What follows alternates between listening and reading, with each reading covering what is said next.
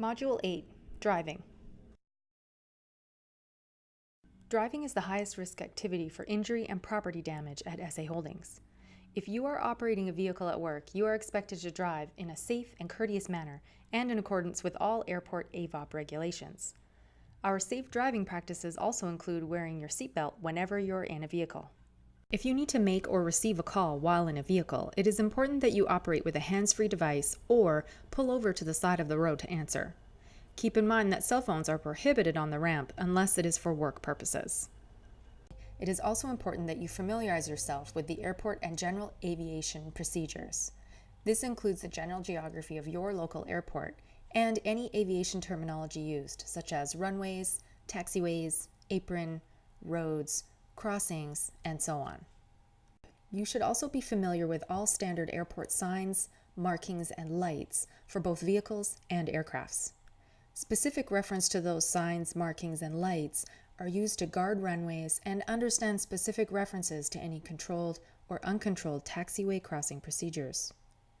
Finally, be sure to familiarize yourself with any prohibited and restricted driving areas. There are many hazards you may encounter when driving airside.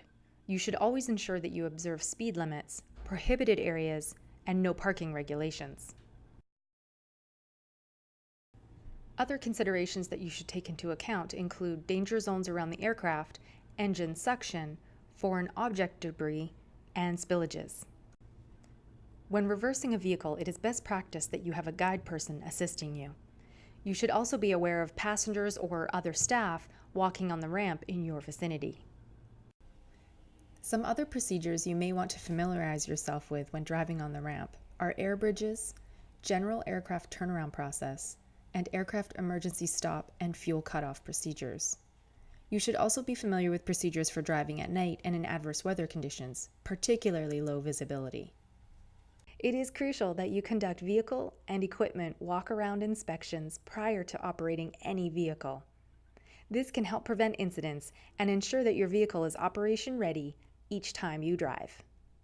In addition to following AVOP regulations, you should also ensure that you are following all road regulations as they apply. This includes any equipment or vehicle that you are driving on municipal roadways. This concludes our module. When you are ready, please continue to the quiz.